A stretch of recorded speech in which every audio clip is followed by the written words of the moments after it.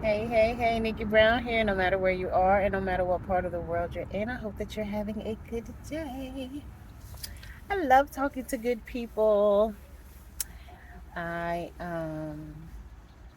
went to Whole Foods, and there's a sister who works in there. She had her locks, and they were twisted really nice in a nice style.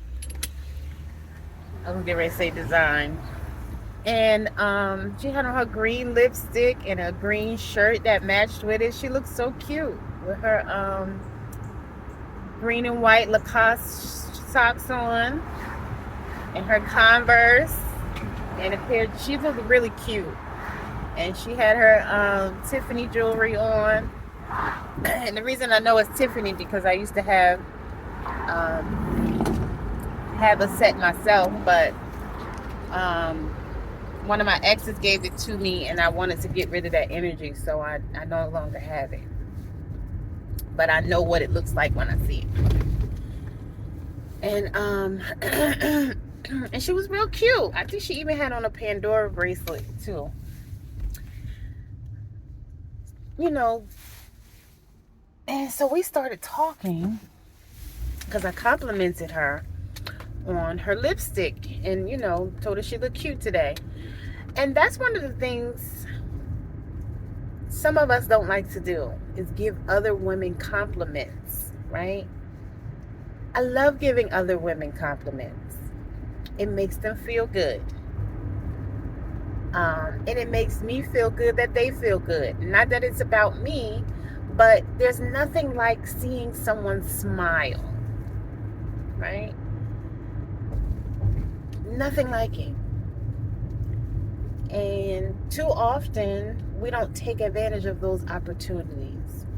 And sometimes I don't always take advantage of the opportunity because sometimes, it depends. I may see somebody and I think that what they're wearing is cute.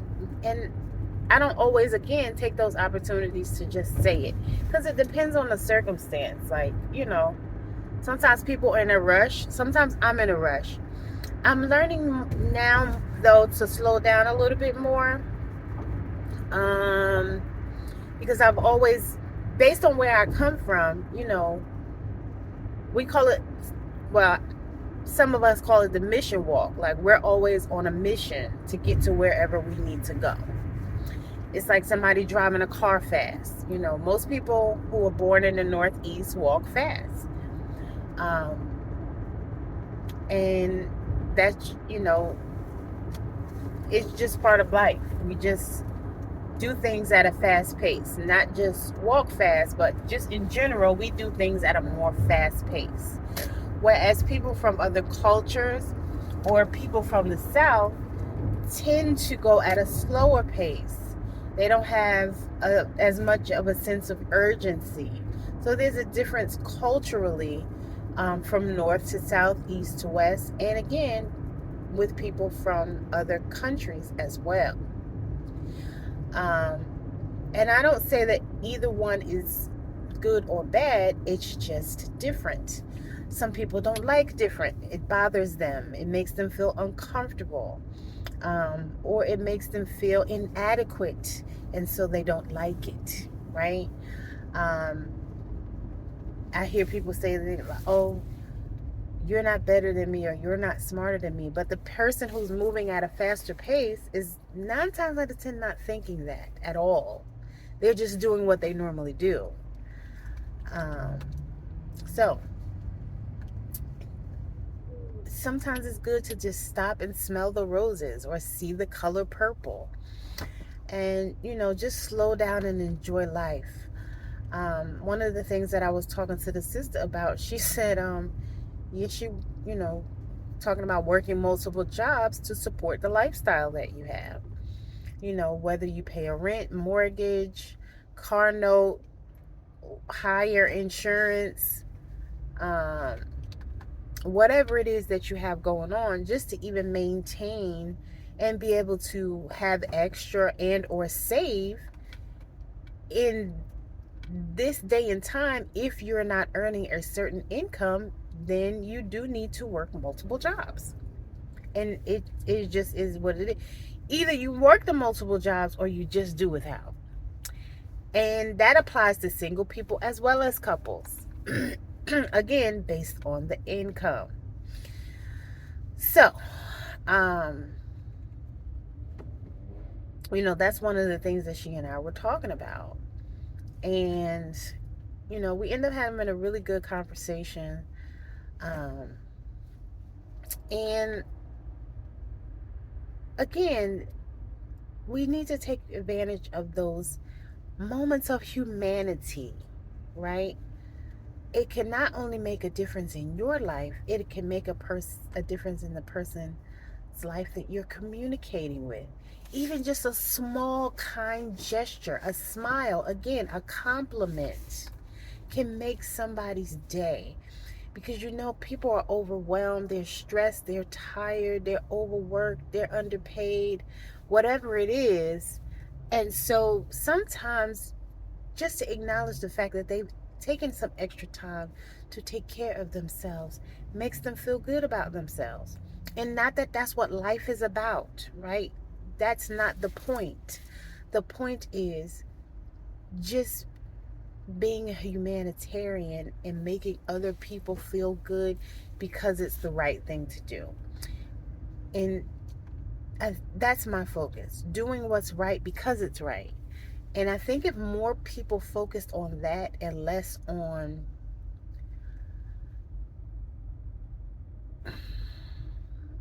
some of the other unnecessary things, life would be so much different for them and the people around them. Because a lot of times people attract negativity into their life, and not good negativity, because there is some good negativity. Like, if you get tested for diabetes or high blood pressure, you want that test to be negative, right? So there's some good negative. But the not so good negative, a lot of people attract that into their lives because of the way that they think. Instead of complimenting the sister, oh, who she thinks she is, why she got that green lipstick on. Just because you wouldn't wear it does not mean that it does not look good on someone else. If you've seen my videos before, you know that for me, it's purple. Purple is my color. So I like to wear purple lipstick.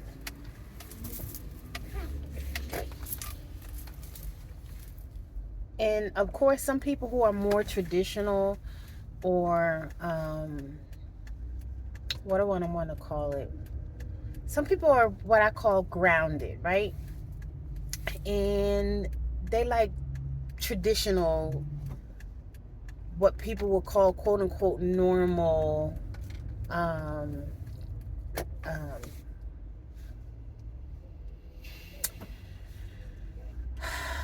I'm trying to think of the word that I really want to say, because I don't really want to say normal, but I guess just traditional, not too outside the box. So, some people would never wear a lipstick that's not what most people would wear, more common, like a red or brown or nude, something along those lines. But for those who are step outside the box, everybody doesn't have to be the same. We're not meant to say the same, be the same. I have said that so many times. We are different so that we can learn from each other, not judge and criticize one another. That is not what we are here for.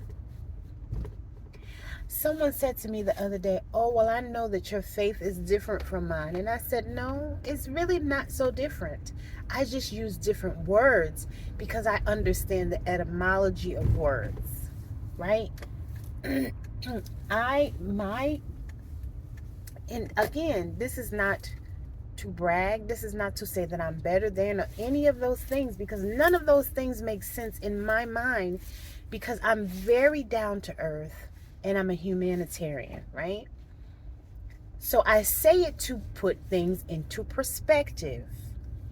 I earned a degree in English, so I understand the etymology of words.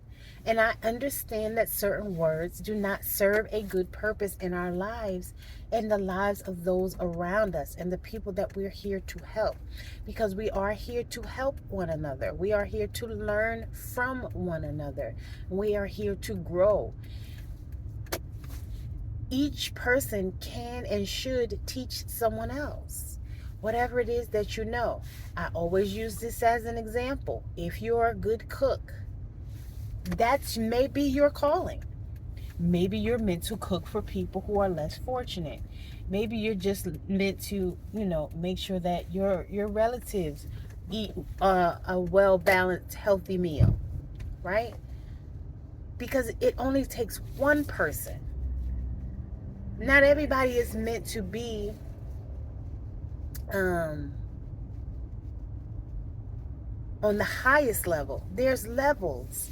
And so everybody is important where they are. Right? So when we start using titles and status, no. That's ungodly. It's unhumanitarian. And I know that's not technically a word, but you get the point of what I'm saying. We need to exemplify humanism. Right? Although we're spiritual beings having a human experience, we're having this human experience so that we can learn from this human experience. So that we can realize that we are one, right? Wholeness, completeness is the all in all, the one.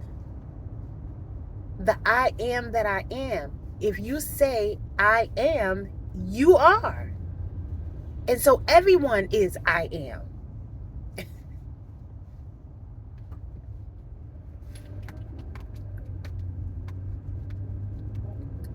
We are small versions of the whole. And so again, this is what people don't seem to understand. And of course, people will challenge it and say no. But yes, it even says so in the Bible. It says so in the Quran. It says so in the Bhagavad Gita. It's just a matter of interpreting those words correctly. You can't let somebody else tell you what they mean. You have to read them for yourself. And you can't just read that one line. You have to read the entire scripture if you're going to use it as a point of reference. You have to read the entire book if you're going to use it as a point of reference. And again, you can't read it from cover to cover and then still insert what someone else told you it means. You have to read it for comprehension and understanding on your own.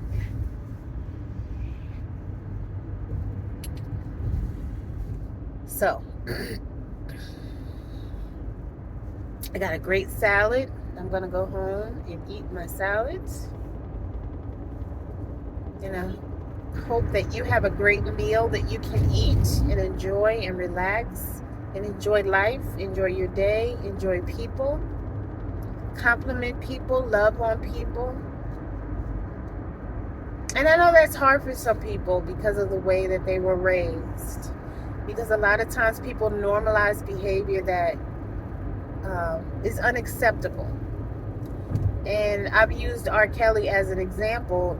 Things were done to him, and so he normalized it in his mind, and he started to repeat that same behavior. That happens a lot. A lot of people repeat the same behavior. And or they develop Stockholm syndrome, where they have sympathy and empathy for their abuser or oppressor. And they start to hold that person in high regard. And again, they want to be like this person at some point in time. Some people do and some people don't.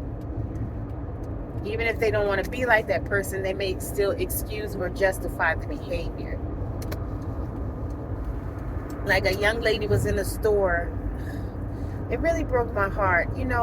At a certain point in time, I realized that corporal punishment is not the answer. My son was probably 7 or 8 years old at that time. And there was a young lady, the little girl had to be 2 or 3 years old. And I don't know exactly what was going on, but we were in a dollar store. I won't name the chain, but one of the dollar stores. And she picked up one of the belts and proceeded to hit the little girl with the belt and said, "Don't tell your mother no." So I'm assuming she wanted to run around the store and the mother told her no. This girl, kids want to play. If you don't want your child to run around in the store, leave your child at home. You know, there are certain cultures of people, they don't do that to their kids because kids like to play. They like to run around. So you either let your child run around or don't take your child into the store. There's a park right down the street. Her friend was in the store. Let your friend do the shopping and go to the park. Take the child to the park and let her run around and burn off that energy. Why would you beat her and then telling her you need to shut up and be quiet, cut out all that noise? You just beat her with a belt in the store. Not only did you hurt her, you embarrassed her. So she didn't stop crying. She got louder because now she's hurting. I don't understand why this doesn't make sense to some people. But 9 times out of 10, this behavior was done to her. And she now thinks that it is acceptable when it is not. The Unconscious Parent, if I'm not mistaken, by Dr. Shefali. That's a great book to read. If you are in the Atlanta area, there's a organization called Fathers Incorporated and University for Parents. If you need parenting skills, there are organizations out there and there are books out there that can help you to better and more effectively raise your children and discipline your children. Beating your children, corporal punishment is not the answer. Think about it. If you got a beating growing up, did it really stop you from doing what you wanted to do? Or did you just find better ways to try to hide it or lie about it and deny it? Now, yes, I do know that there are some people who are still afraid of their parents and their parents are deceased. I get that because it affects the mind.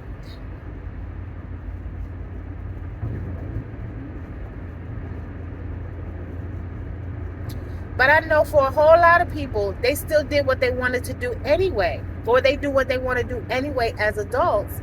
Especially when that parent is not or was not around.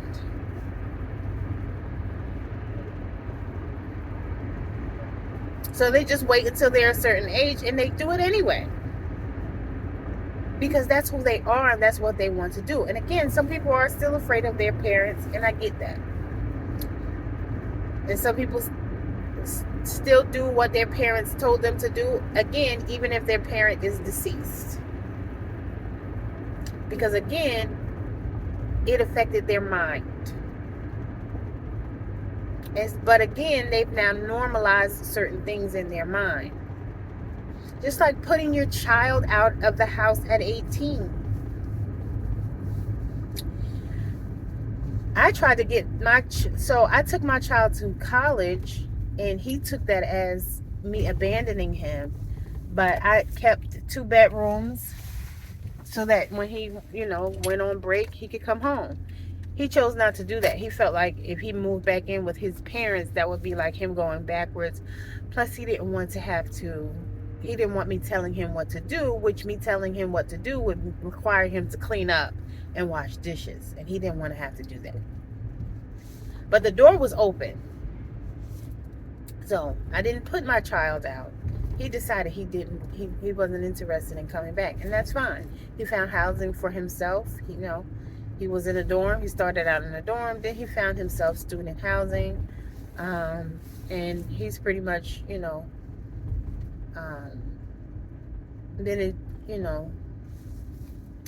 provided his own housing since then. But again, that was his choice.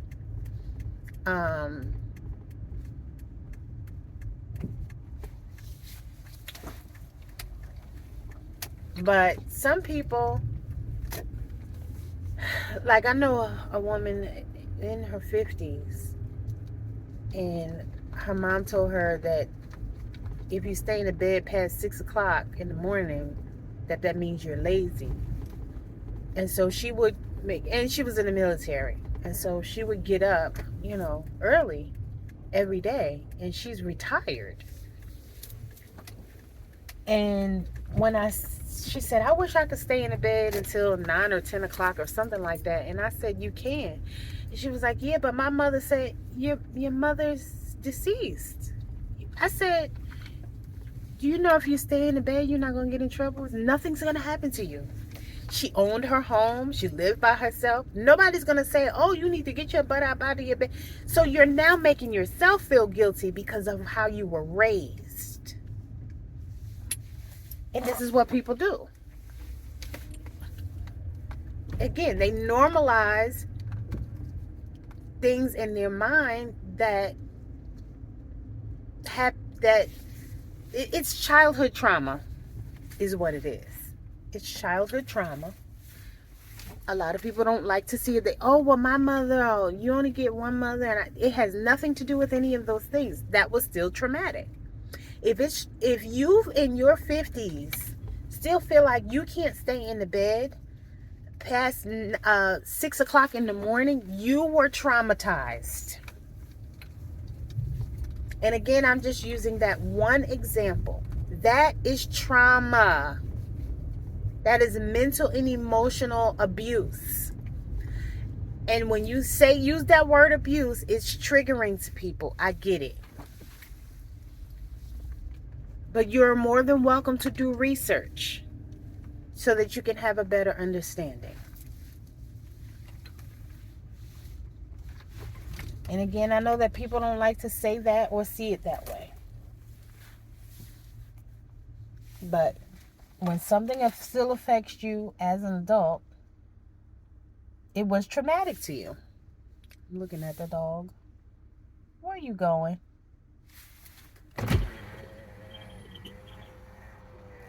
Go upstairs. Let me get off this phone. I love y'all. Later.